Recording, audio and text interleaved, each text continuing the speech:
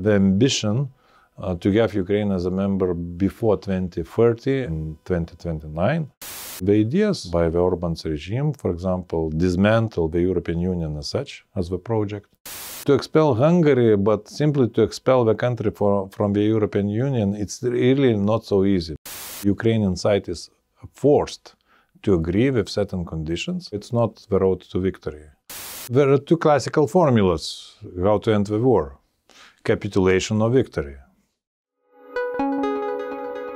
Всім привіт! Європейська правда знову в ефірі, і ми будемо говорити із нашим гостем із Брюсселя і одночасно із Вільнюса.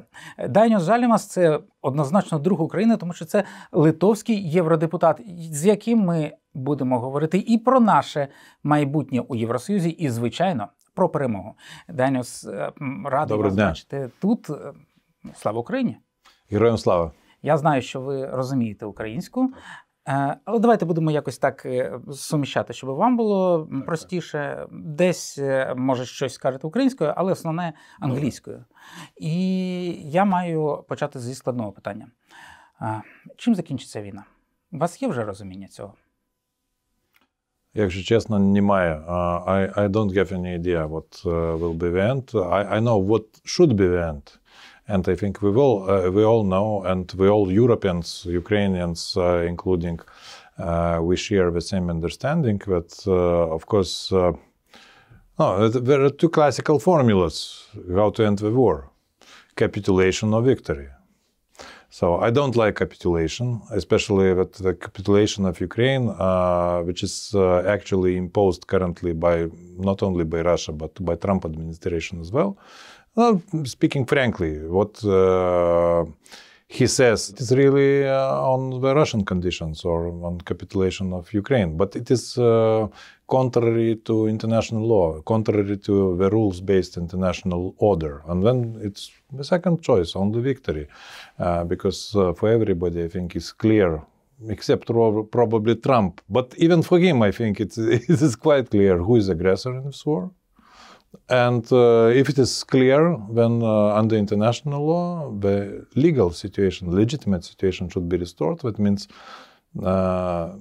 full restoration of Ukrainian territorial integrity, regain control over all the occupied territories, including Crimea. Clearly, Crimea doesn't have and shouldn't have any special status. Second, reparations, because it's very clear who should make reparations and to whom that Russia should pay to Ukraine for all the damages.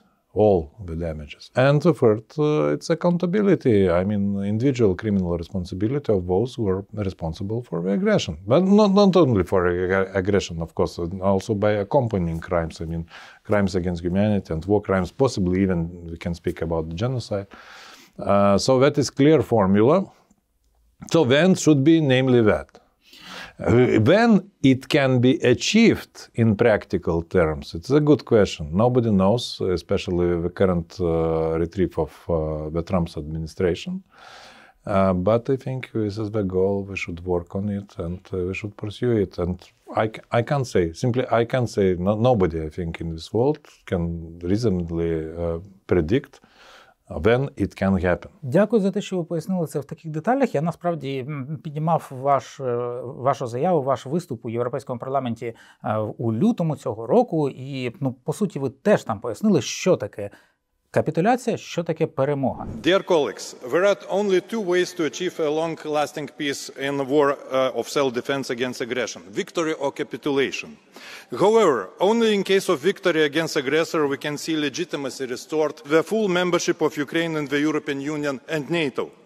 Justice cannot be separated from peace, and conditions of peace cannot be dictated by the aggressor. А от зараз ми бачимо переговори, ми бачимо, що, на жаль, Україну змушують часом до цих переговорів.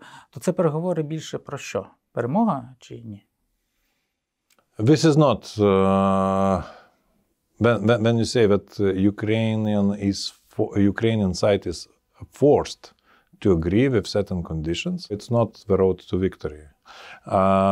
I would agree that probably yes, for simply for common purposes of saving human lives, and so we need to stop atrocities, but does not mean that Ukraine should seize any territory to Russia, and that does not mean that it is a sort of final settlement. But I think suspension of hostilities in really the present situation, which is not promising to neither of sides. I mean, from military perspective, just from a present day positions.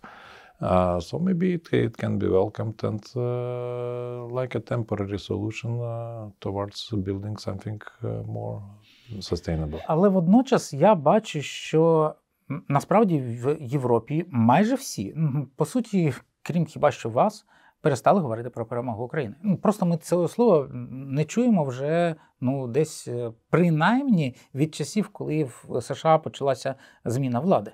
А може і трошки довше. Чому це сталося? I think you are not completely right, because in the European Parliament we can hear this word victory, sometimes maybe from some political leaders. Yes, because they are looking to short-term perspective.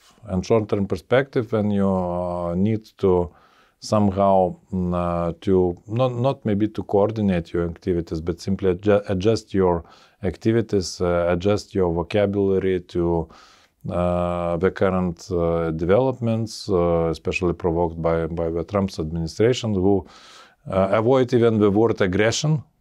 But I don't believe that this is the long-term perspective, and anyway, you will see many politicians who will use both the word aggression, but I think it's commonly used except the US, and both the word, maybe not necessarily always expressed directly, but victory, I mean, what we mean by victory? Restoration of legitimate situation under international law. So this is still maintained. Тобто слово перемога не вживають, але просто мають її в думках. Yes, I think so. Simply we need to find the ways, and nobody, I think, knows the perfect answer, how better to behave in the situation when the US actually is taking another side. Що взагалі відбувається з Америкою? Ви у Європарламенті опікуєтеся якраз відносинами із Сполученими Штатами Америки.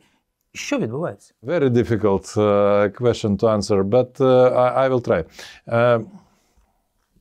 You know, the America has been always, I think, facing the dilemma whether to be engaged in world affairs or to so-called pursue the policy of self-isolation.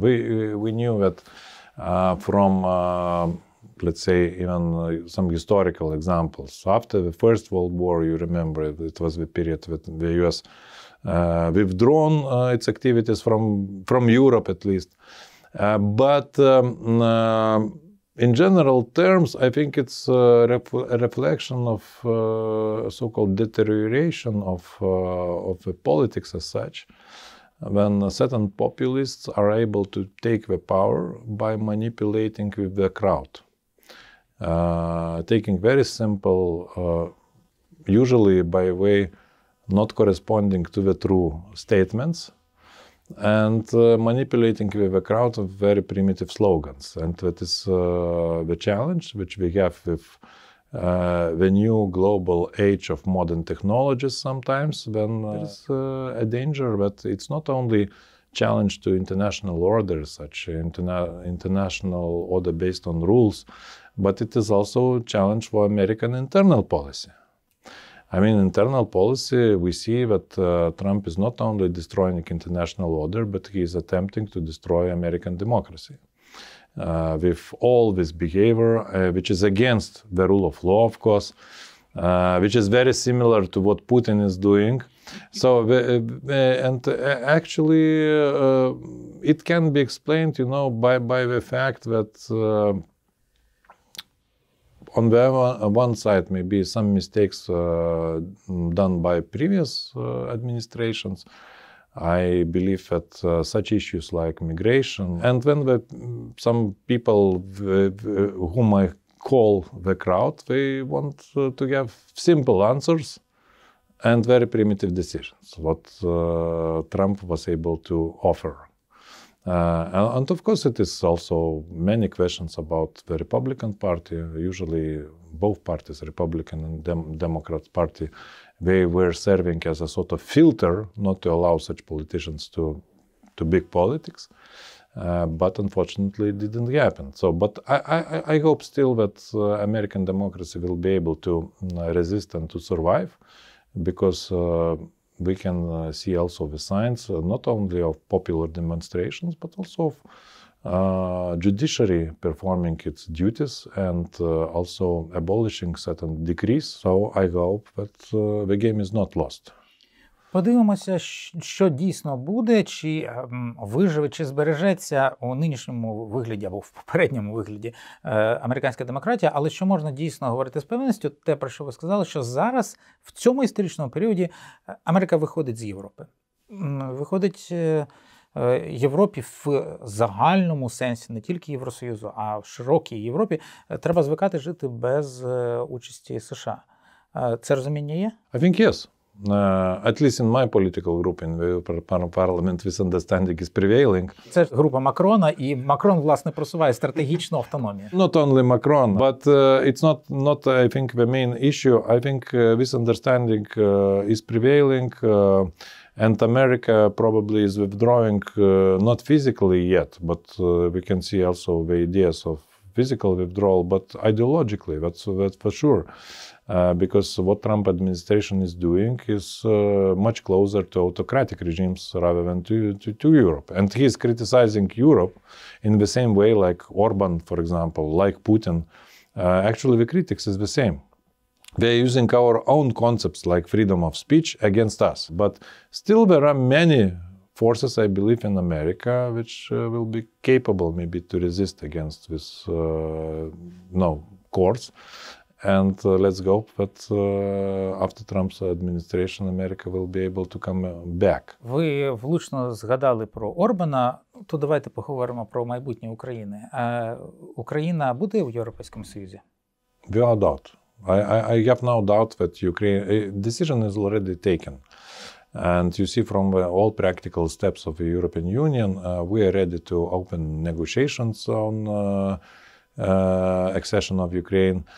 We are trying to prepare ourselves for future membership of Ukraine. We're even trying to raise the ambition to have Ukraine as a member before 2030, and most optimistic outcome can be participation of Ukraine already in the European Parliament elections, which will take place in 2029. So this is the aim we should pursue. Yes, I agree there are obstacles in, first of all, those obstacles are vetoed by one member state, by Hungary, led by Orban, but let's not forget about several issues. First of all, that next year we will have Hungarian elections, and Orban is really afraid of losing them. So we will see what can happen. And the second thing, of course, I would like that it would be applied much faster and effectively, but we still have the instrument of suspension of Hungarian voting rights. Це реально? Скільки я пам'ятаю, постійно говорять про те, що Угорщину треба позбавити голосу, про статтю 7, яка дає для цього механізм, але нічого не відбувається.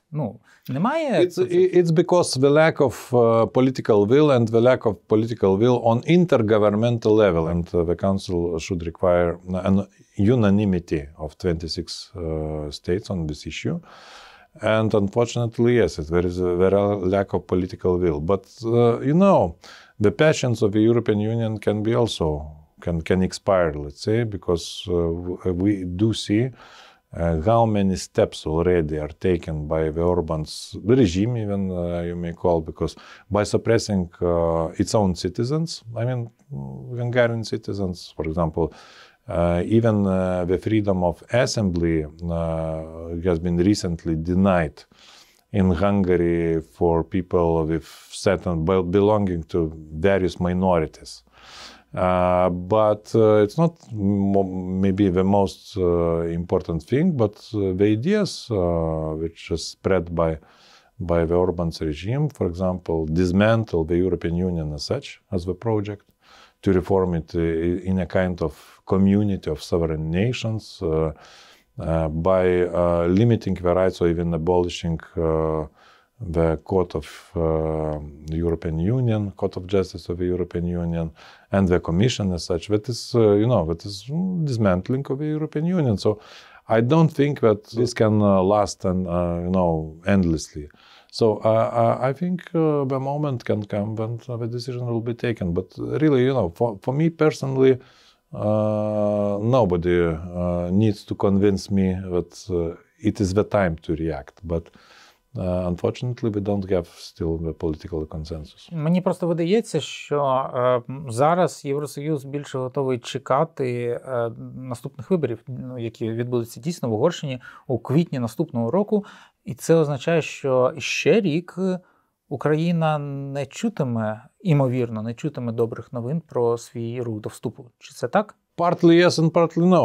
Why partly yes? Formally, yes, you're right.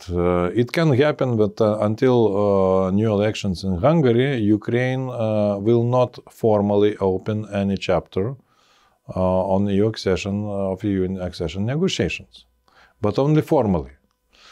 I think the most important what is going on, let's say, on the ground. So I think we can continue step by step implementing practical integration. Practical creation of our common area of internal market and in general area of our cooperation. But formally, yes, it can, the formal start of negotiations can be postponed until Hungary simply withdraws its objection. Of course, certain hopes we can have with just recent dialogue which was launched between Ukraine and Hungary. So probably this can help also in removing this obstacle faster in next year elections. But on the other hand, it did happen in practice before. For example, with Lithuania, when Lithuania was the last Baltic country who was invited to negotiations. Why? Because of less progress in comparison with Estonia, for example, yes. But we ended at the same time. So if you would ask me about Moldova... От, власне, про це хотів спитати, yes.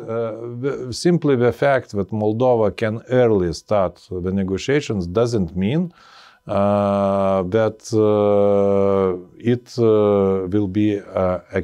will exceed the European Union earlier. Тобто ви вважаєте, що українцям не треба боятися тих новин, що Молдова почне переговори про вступ до ЄС раніше за Україну? Yes, let's say, not overestimate this news, because it's not the main news. It's not the main issue.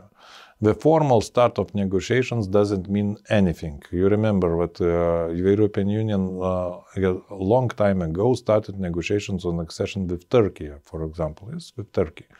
Turkey has no perspective to exceed the European Union. So the formal start of negotiations should not be overestimated. Yes, it's a significant step. It's a step showing the progress, but it can be taken a year later, but with the perspective to join the European Union at the same time. What I wanted to say, what happened with Lithuania, when Estonia was, for example, was seen as the most progressive Baltic country, but we managed to join the European Union at the same time. Я маю повернутися до питання Угорщини і поставити те питання, яке постійно чую від українців. Не тих, хто глибоко в політиці, знається на цих європейських інституціях. Звичайні люди питають, чому Угорщину не виженуть з Євросоюзу? Ну, я знаю відповідь про те, що в Євросоюзі немає формальної процедури вигнати країну, але це не переконує людей. Yeah, but it's not so easy, as you mentioned. What I agree, we should suspend voting rights. That is no doubt. But simply to expel the country from the European Union, it's really not so easy, because the European Union is very big and very deep integration project. It's not simply like expel the country from the Council of Europe, which is, does not pursue any deep integration. Yes, there is certain harmonization of legislation in the field of human rights, first of all, if compared with the Council of Europe. So it's much easier.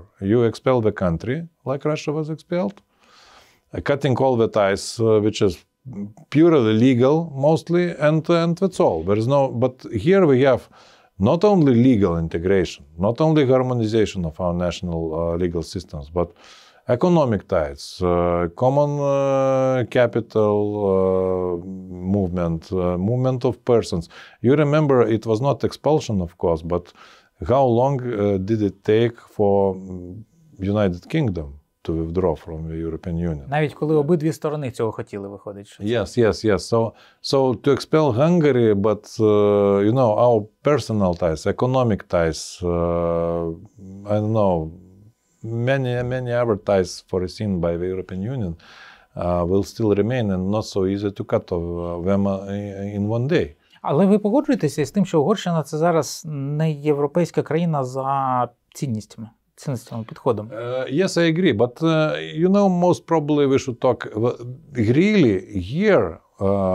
Maybe more and more ground is to believe that Orban regime is on the one hand, but the people of Hungary is on the other hand. We see that from massive demonstrations against the Orban regime.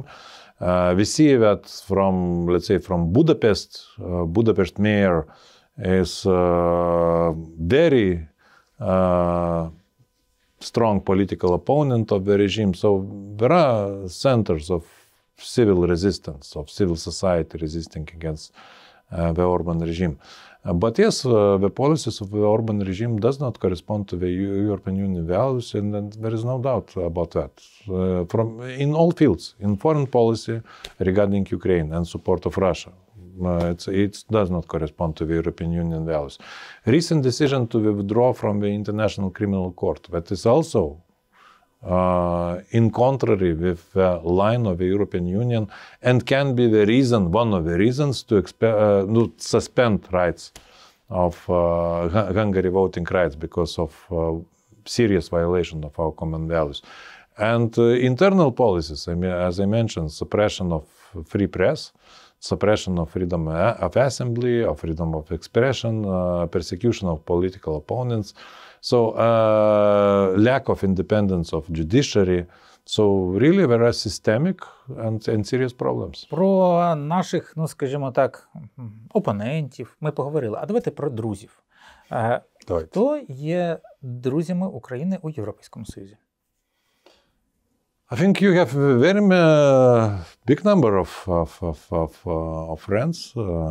Ну, Литва десь там явно на першому або на першому. Yes, unfortunately, we are, you know, too small country to help you more substantially, because yes, all three Baltic states. But first of all, I think I am proud to say about Lithuania, but also Estonia, Latvia, Poland. Although it has certain differences and sometimes also shows the signs to self-isolative policy. But also you have good friends in all the countries, I believe.